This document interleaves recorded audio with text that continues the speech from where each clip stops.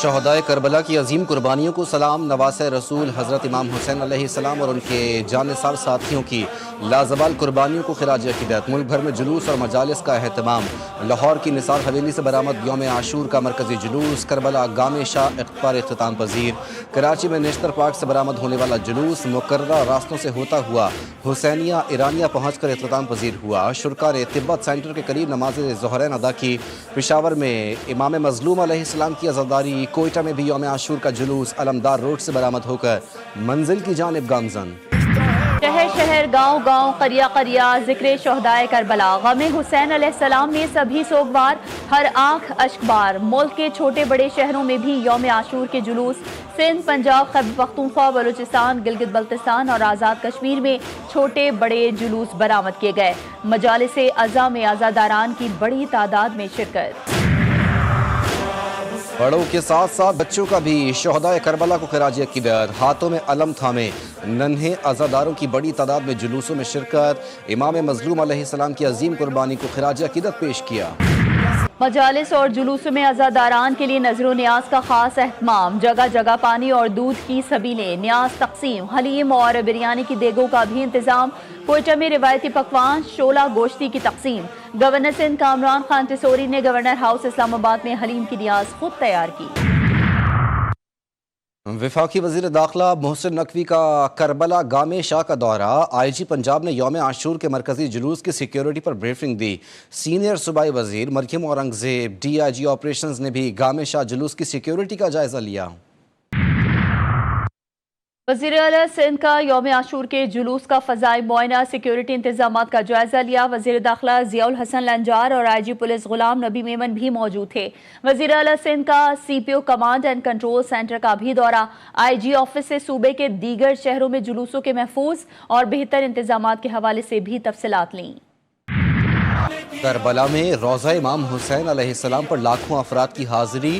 دنیا بھر سے آئے عزاداروں نے نواسۂ رسول صلی اللہ علیہ وآلہ وسلم اور ان کے جانثار ساتھیوں کی لازوال قربانیوں کو خراج عقیدت پیش کیا۔ علماء کرام اور ذاکرین نے حضرت امام حسین علیہ السلام کی سیرت طیبہ پر روشنی ڈالی۔ حضرت عباس علیہ السلام کے روضے پر بھی بڑا اجتماع۔ عزادار شبیہ علم تھامے رہے۔ ایران میں مشہد، قم اور دیگر شہروں میں محرم الحرام کے جلوس نکالے گئے۔ Bharat, Afghanistan, Türkiye, Beirut, new York, Oslo, Toronto, Austria سمیت دیگر ممالک میں یوم عاشور پر جلوس اور مجالس کا سلسلہ۔ بھارتی مظالم کو سہتے مقبوضہ کشمیر کے عوام بھی شہدائے کربلا کی یاد میں سڑکوں پر آئے۔ نواسۂ رسول صلی اللہ علیہ وآلہ وسلم کی بے مثال قربانی کو یاد کیا گیا۔ 10 محرم الحرام عاشور کا دن، جس نے کربلا کی مٹی کو مقدس بنایا، جس نے کربلا کو معلیٰ بنایا۔ جب امام حسین علیہ السلام کے ساتھیوں نے پہلے عبادت کی اور پھر جان قربان کی۔ شہدائے کربلا کی قربانی کے بعد اسلام ہمیشہ کے لیے زندہ ہو گیا۔ پوری ملت اس وقت یزیدیت کے خلاف برسر پیکار ہے۔ اب یہ راز لوگوں کو سمجھ لینا چاہیے کہ 1400 سال سے جو امام حسین کی یاد بنائی جا رہی ہے نا، اس یاد نے زندہ رکھا ہوا ہے حوصلوں کو، جذبوں کو اور سامراج سے لڑنے کی، یزیدیت سے لڑنے کی طاقت کو۔ تو یہ عاشور کا دن لوگوں کو سمجھ لینا چاہیے کہ اسی لیے منایا جاتا ہے تاکہ یہ یاد زندہ رہے۔ 10 محرم کا دن یزیدیت کے خلاف اٹھ کھڑے ہونے کا پیغام دیتا ہے۔ ملک بھر میں جلوسوں میں تمام مکاتب فکر کی شرکت نے ثابت کر دیا کہ ہم متحد ہیں۔ علامہ حسن ظفر نقوی کی جی ٹی وی نیوز سے گفتگو۔ علامہ شہنشاہ نقوی بولے، 10 محرم الحرام کا پیغام مظلوم کی حمایت اور ظالم سے نفرت ہے۔ آج کا سب سے بڑا پیغام مظلوم کی حمایت ہے اور ظالم سے نفرت ہے۔ آج کا سب سے بڑا پیغام صبر اور تحمل مزاجی ہے۔ آج کا سب سے بڑا پیغام رواداری ہے، انسانیت ہے، دوسروں کے کام آنا ہے، انسانی قدروں اور انسانی تہذیب کو محفوظ رکھنا ہے۔ دشمن کی ہر سازش چکنا چور، ہر دھمکی پر ٹھوکر کی ضرب۔ سپریم لیڈر آیت اللہ سید علی خامنائی جنگ کے بعد پہلی بار بلا خوف و خطر مجلس عزا میں شرکت کی۔ مجلس شب عاشور میں علماء کرام، عوام اور اعلیٰ حکومتی شخصیات بھی شریک۔ سپریم لیڈر نے مجلس میں بلا خوف و خطر شرکت کر کے دشمن کو پیغام دے دیا کہ ایران دھمکیوں سے مروب ہونے والا نہیں۔ یوم عاشور ہمیں قربانی، حق گوئی اور عزم صمیم کا پیغام دیتا ہے۔ صدر مملکت آصف علی زرداری اور وزیر اعظم شہباز شریف کا یوم عاشور پر پیغام۔ صدر آصف علی زرداری نے کہا، یہ دن نواسۂ رسول صلی اللہ علیہ وآلہ وسلم ان کے جانثار رفقا کی شہادت کی یاد دلاتا ہے، باطل کے خلاف ایک ابدی جد و جہد کی علامت ہے۔ وزیر اعظم شہباز شریف کہتے ہیں، یوم عاشور تاریخ اسلام کا عظیم اور سبق آموز دن ہے۔ یہ دن صبر، قربانی اور اصولوں پر ڈٹے رہنے کی عظیم مثال عطا کرتا ہے۔ وزیر داخلہ محسن نقوی نے کہا، عاشورہ صرف تاریخ نہیں، بیداری کا مرکز ہے۔ امام حسین علیہ السلام نے امت کے لیے حق و باطل کی سرحد کو تا قیامت واضح کر دیا۔ چیئرمین پاکستان پیپلز پارٹی بلاول بھٹو زرداری نے کہا کہ یوم عاشور ہمیں حق اور باطل، عدل اور ظلم کے درمیان ابدی جنگ کی یاد دلاتا ہے۔ اہل بیت علیہ السلام سے محبت ہر مسلمان کے عقیدے اور ایمان کا جز۔ شہادت حسین محض رنج و علم کا استعارہ نہیں بلکہ تحریک حیات ہے۔ وزیر اعلیٰ پنجاب مریم نواز کا یوم عاشور پر پیغام۔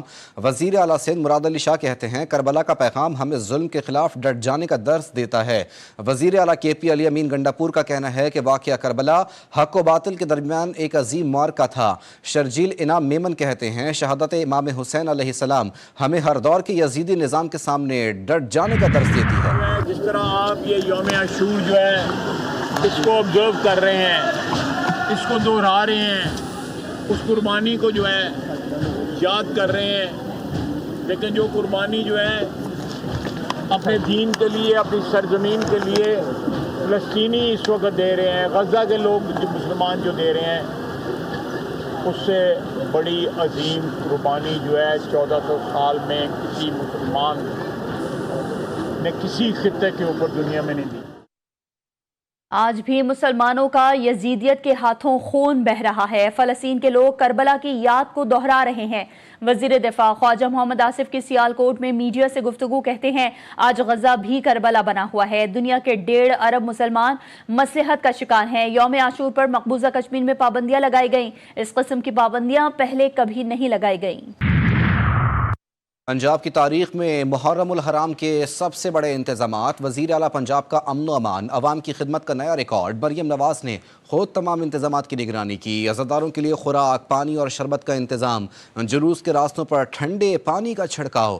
وزیر اطلاعات پنجاب عظمہ بخاری نے کہا کہ پنجاب حکومت نے یوم عاشور کے پرامن انعقاد کے لیے مثالی اقدامات کیے۔ جلوسوں کی سیکیورٹی، صفائی اور عزاداروں کی سہولت کو یقینی بنایا گیا۔ اس طرح چیف منسٹر صاحبہ خود ہر جگہ پر جا کر خود لوگوں سے مل کر جو ہے وہ پالیسیز ترتیب دیتی ہے۔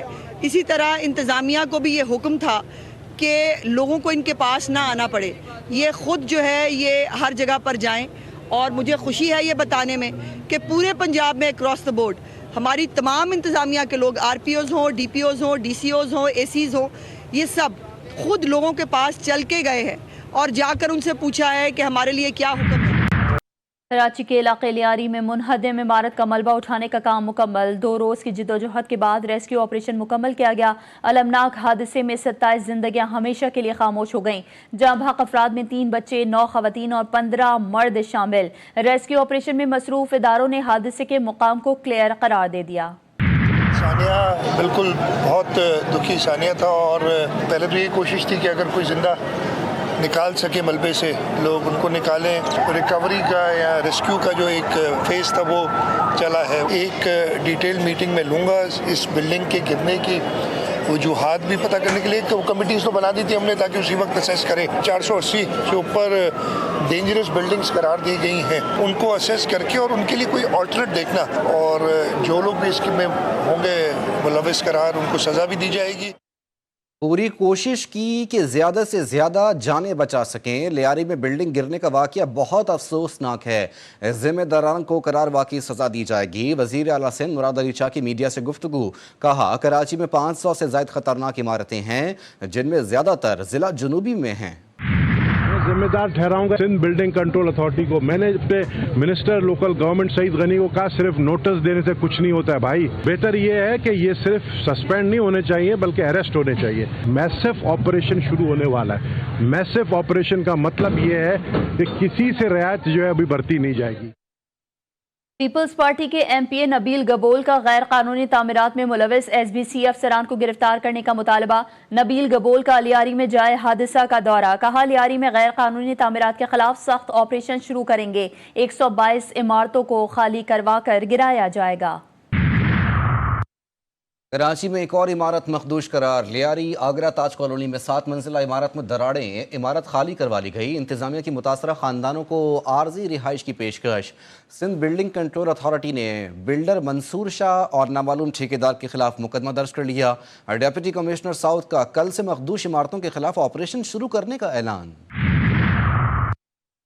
ملک کے مختلف شہروں میں بادلوں کی گھن گھرٹ، اسلام آباد، خیبر پختونخوا، بلوچستان اور آزاد کشمیر میں موسلادھار بارش، راولپنڈی کے مختلف علاقوں میں بارش کے بعد سیلابی صورتحال، برساتی پانی گھروں میں داخل، کہوٹہ میں مکان کی چھت گرنے سے بچی جاں بحق، لاہور میں بھی گرج چمک کے ساتھ تیز بارش، پنجاب کے مختلف اضلاع میں بھی برسات، ملک بھر میں 10 جولائی تک شدید بارشوں اور سیلابی صورتحال کا الرٹ جاری۔ کراچی میں دن بھر آسمان پر بادلوں کا راج رہا، رات گئے ہلکی بارش سے شہر کا موسم خوشگوار ہو گیا، شہر میں سمندری ہوائیں بحال ہو گئیں۔ محکمہ موسمیات نے وقفے سے بارش کی پیشگوئی کر دی۔ کراچی میں خوفناک ٹریفک حادثات، تیز رفتار گاڑیوں کی ٹکر سے 3 راہگیر جان کی بازی ہار گئے، ایک راہگیر زخمی ہوا۔ نیو سبزی منڈی کے قریب تیز رفتار گاڑی کی ٹکر سے 50 سالہ حمید جان سے گیا۔ سائٹ ایریا میں 30 سالہ نورو کی زندگی کا چراغ گل ہو گیا۔ نیپا میں گاڑی کی ٹکر سے 4 سالہ بچی دم توڑ گئی۔ Supreme court practice and procedure committee کا نیا پروسیجر 2025 جاری کر دیا گیا۔ اینڈ پروسیجر ایکٹ 2023 کے تحت نئے ضوابط اب نافذ العمل ہوں گے۔ کمیٹی کی سربراہی چیف جسٹس یحییٰ آفریدی کر رہے ہیں۔ کمیٹی میں جسٹس منصور علی شاہ اور جسٹس امین الدین شامل۔ کمیٹی کے اجلاس کے لیے کم از کم 2 ارکان کا موجود ہونا لازم قرار۔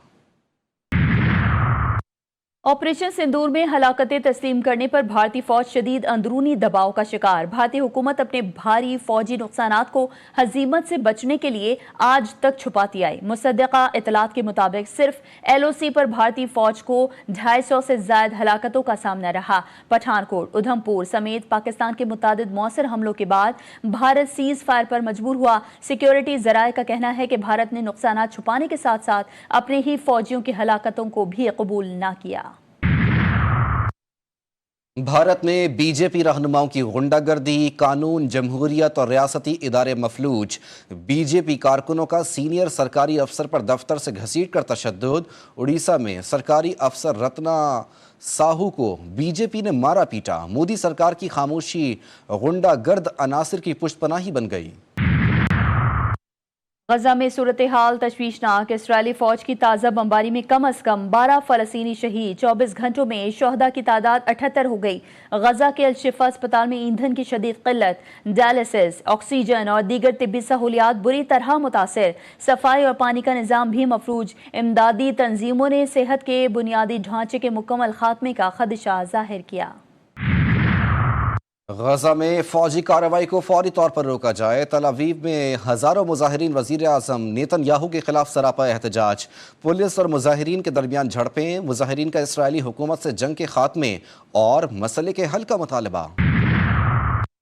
اسرائیلی غاصب فوج کے مکمل انخلا تک ہم اپنے ہتھیار 1 انچ بھی زمین پر نہیں رکھیں گے۔ حزب اللہ کا واضح انتباہ۔ سیکریٹری جنرل نعیم قاسم کا کہنا ہے کہ جو لوگ یہ چاہتے ہیں کہ حزب اللہ اسلحہ زمین پر رکھ دے، وہ پہلے غاصب سے کہیں کہ لبنان سے نکل جائے۔ یہ کیسی دانش مندی ہے کہ آپ غاصب کو کچھ نہ کہیں اور اہل وطن سے کہیں کہ وہ اپنے ہتھیار چھوڑ دیں۔ جو بھی ہتھیار ڈالتا ہے اسے اپنے فیصلے کے نتائج بھگتنا ہوں گے۔ برطانیہ میں فلسطین کے حق میں آواز بلند کرنا جرم ٹھہرا دیا گیا۔ 83 سالہ ریٹائرڈ پادری خاتون کو فلسطینی حمایتی تنظیم فلسطین ایکشن پر حالیہ پابندی کے خلاف احتجاج پر گرفتار کر لیا گیا۔ برسٹل سے تعلق رکھنے والی ریونجر سو پروفٹ نے ایک پلے کارڈ اٹھا رکھا تھا جس پر لکھا تھا، میں نسل کشی کی مخالف ہوں، میں فلسطینی ایکشن کی حمایت کرتی ہوں۔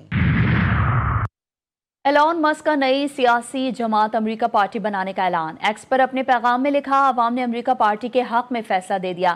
ایلون مسک نے امریکہ پارٹی کے حق میں پول کا نتیجہ دکھا دیا۔ کہتے ہیں کہ جماعتی نظام سے بدعنوانی کو فروغ ملا۔ یہ جمہوریت نہیں، امریکہ پارٹی آزادی واپس دلانے کے لیے بنائی گئی ہے۔ ٹیکساس میں طوفانی بارشوں اور شدید سیلاب سے قیامت خیز تباہی، 55 افراد ہلاک، درجنوں لاپتہ، دریا کنارے سمر کیمپ سے طالبات غائب، 14 ہیلی کاپٹرز، 12 ڈرونز اور 500 اہلکاروں کا سرچ آپریشن جاری، مزید بارشوں اور سیلاب کی وارننگ بھی جاری۔